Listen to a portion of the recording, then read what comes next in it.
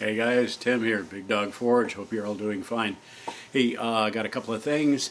One, if you're a new subscriber and you're unaware, if you go back a couple of videos to the Sparky video, at the end of it, it will explain how you can enter into a contest to win some tongs. Okay, sawmill blade material is the 15 and 20 stuff. If you have sent me a message asking about it and wanting some of that stuff, I will be boxing it up this weekend and dropping it in the mail on Monday morning, so you should probably see it soon. And to those of you who wanted some of the Damascus, same thing. It'll be boxed up this weekend and shipped out to you, providing you sent me your address or contact information via email at bigdogforging@gmail.com. There was quite a response there. So if you want to help out with shipping, if you've ordered some of that stuff, you can go to the main channel. There's a button there that says support this channel, supporting new blacksmiths, and you can drop a couple of dollars in there if you'd like to help out with shipping. Alright guys, this week we're going to be building a blacksmith knife. It was a request by Cal Zachary on one of the videos. He wants to do a comparison to my technique to his, so I thought I'd get that knocked out of the way. So let's get to work. Thanks. Okay guys, we're starting off with a piece of leaf spring from an old boat trailer. We're going to straighten that end out. The other end's got a rubber snubber in it, so we're going to use this end. Alright, into the fire, and we'll straighten this guy out. Brush him down, get some of that old rusted scale off there. So when I start these things, I don't cut a chunk off. I'll use the leaf spring as a handle. I'm going to cut a diagonal where the tip of the knife is going to be, so I don't have to hammer all that material down into a tip. End up with fish lips. This thing's it's about 1 3/4 inches wide, and we're going to have to knock it down to about 1 1/4 inches wide for our blade. And we keep it clean while we're working this. Don't want too many chunks of scale driven into our knife. And after a few blows, you can see how easy it is to just start forming that tip on there. We'll end up leaving that tip a little bit blunt anyway.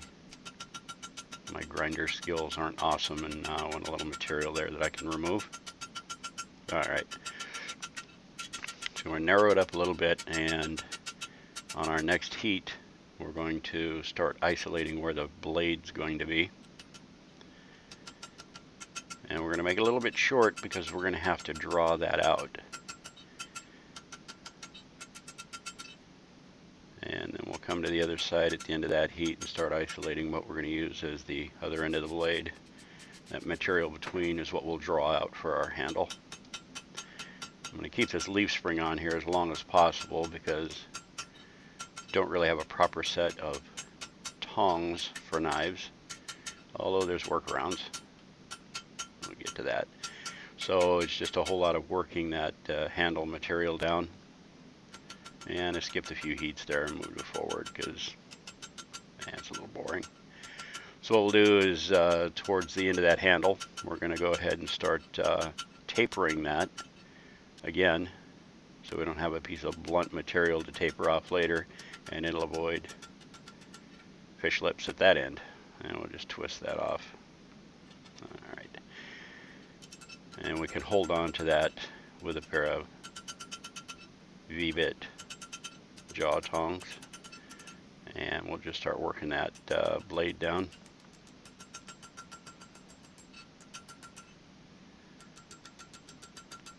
And we're going to put a little bit of a forward curve in that thing, counteract the bevel, so it'll straighten out as we draw those bevels down.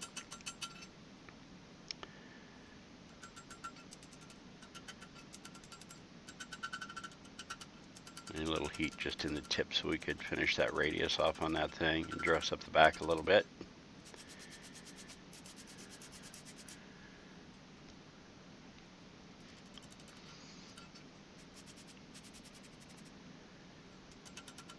Keep her scrubbed up to keep the scale from being driven into the face or the bevels of the blade. And right over to the hot cut table, and we'll start knocking those bevels out. I use the rounding side of my hammer to knock those bevels out, and when they get close, I'll flip to the flat side and plunish them down, get rid of those heavy hammer marks.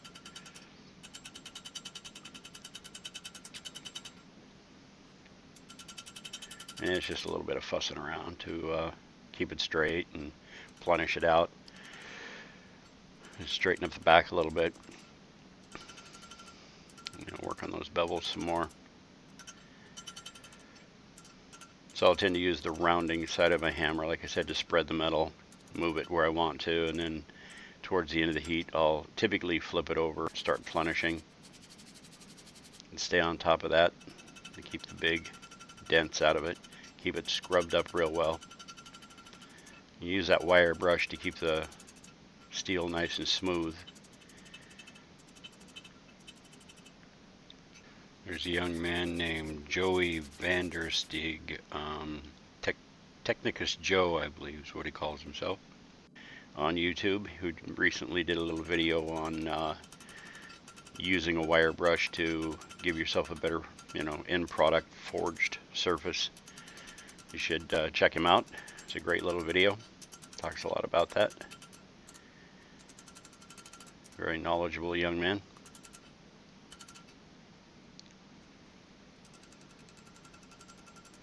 So I'm just rounding off the area right behind the blade, because what I'm going to do is swap my V-bit tongs for a set of bolt tongs and reach over that blade, grab it from the other end, so I can start working out that handle. And it's the best way I've found to hold on to these things. I could have left it on the leaf spring and worked most of that out, but the leaf spring gets a little bulky and long and heavy, and could have cut a little section off, I suppose, but this is the way we're going to do it today. So just continue to draw that handle out. That handle needs to be a little over 10 inches long, 11 inches long from the back of the blade. We're going to about a 5-inch handle. We need to make a loop in it and then a little curl on the end. So if you draw out a little more material than you need to, it's fine. You can cut it off, just retaper the end. So you get a long, graceful taper. Keep it brushed up real well. Once it's folded into a handle shape, you won't be able to get in there and knock that scale off. So make sure you brush it off during or after each heat. And we're going to start brushing that around the corner a little bit. Another heat, and we'll finish off our little curl. That'll be our finger guard.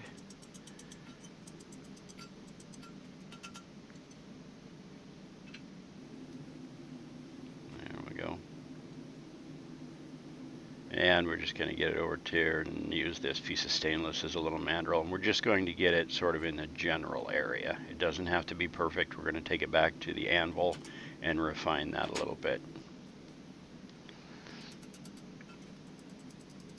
And I had already started refining that before I realized I hadn't had the camera on, but you're going to get the back end of this heat. And it only took one heat to get it there. And a nice little loop on the end. So you can put a strap on it or hang it on a hook, whatever you want to do. And we heat it up in the forge, and we'll let it cool all the way down as we're scrubbing it off here. It'll smooth the surface, get rid of the scale. A lot nicer product there. And we'll do the blade end the same way. If you got one of these butcher block brushes, it does a really good job, and it will actually smooth the surface. It won't get rid of the hammer marks. And we heat it up and right into a quench. Now this is just warm oil. It's old motor oil that I use. And it looks not too bad. It's fairly straight. We get it over to the anvil and do a little file test on it. And it seems to be skating off there pretty well. So I'm happy with that. Alright, we're going to take a grinder and we're just going to knock some of this scuzz off the edge, because we're going to temper this thing. And we want to be able to see the colors run up into that blade area, so not too much. And we just warm it up a little bit, and we're going to stick it sideways in front of the heat coming out of the forge. And We don't want that heat directly on the cutting edge of the blade, so you let it hit the back and let it travel up that blade. And we're just patient here until we see those colors running. There we go. Get it into the oil real quick to stop it, and I think you can see that sort of straw color on that thing. Not bad. And my favorite, the belt grinder.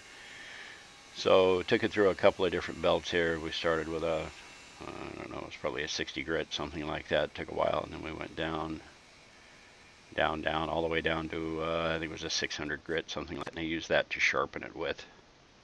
I'm not all about sharpening stones and that kind of thing. I just do it on the belt.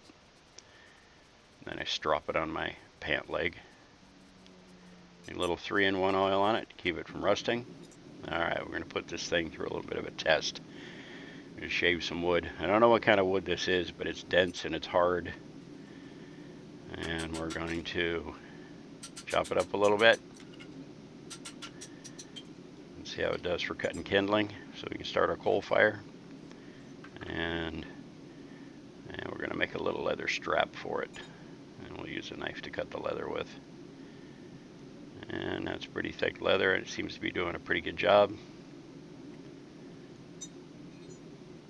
Kind of happy with that. Very good. One each knife. Well, there you go, guys. The so-called blacksmith's knife from somewhere in history. I know my mentors used to make these things, and they were typically used for cutting kindling, things around the shop. Just a tool, and referred to as a blacksmith knife because it was all smithed. There's no wrap or handle or any of that kind of thing. Finished off by the smith. But as you saw in the little test I did, used it as a furrow. That's why it's got a wide spine. Cut some kindling, start a coal fire, use them to whittle down handles for hammers to fit the eye, stuff like that. So that's what the people used them for that I worked with. What they're commonly called or used for now, I'm sure it's reenactment type stuff, things like that. I know they sell pretty good if you go to fairs, things like that. People like them. Just kind of a utility knife. Anyway, there's another one down. That was for Cal Zachary, request by a viewer. Always love doing requests by viewers. That's always fun. So you guys have heard me talk about Fred before. And Fred was an awesome guy. He was an older guy. He let me hang around his shop for a couple of years every day after work, on weekends, and he taught me so much. He's very much old world, old school type blacksmith. And he had a way of finding a way to get things done. If he needed a tool to make something, he could make that tool. It was an awesome thing to watch. He was very creative. And blacksmithing became a passion because of Fred for me. And it worms its way into your head, and it eats up part of your brain, and it consumes that, and it's something that if you've got the bug for blacksmithing, it'll never go away. So for you guys out there that are just starting out, tips and tricks along the way, listen to folks. Don't let people tell you you're absolutely doing it wrong and you'll never make it, because everyone's body is different, everyone's muscles are different, and it's a matter of practice, try it again kind of thing. You'll get there. You'll get there. And the goal of Big Dog Forge really is to help those new smiths out along the way, maybe show you a few things. There's a lot of guys out there in the world that know a lot more than I do, that do this on a daily basis as a job. If you're going to take this on as a job, you have to be good at it. There's some people out there that give really good advice. Pick and choose what's good for you, what's going to work for you, and don't let anybody tell you that you're not doing it correctly. Just do what you need to do to move forward. Whether you're in your backyard, your garage, a shed, freezing in the cold, it doesn't matter. If it's something that you're enjoying and you like what you're doing, then continue to do that. and it'll only get better over time. So anyway, wanted to say thank you again to all the subscribers out there, all the information, the questions, the answers,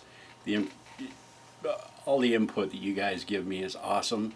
I do appreciate it. There's things that I'm doing that I'm unfamiliar with. The bladesmithing thing, the Damascus thing, never did a lot of that. It was all very utilitarian, very ornamental type stuff that I've always done. So that's a little bit of a new field for me, and the input I'm getting from you guys has been awesome. So I really appreciate that.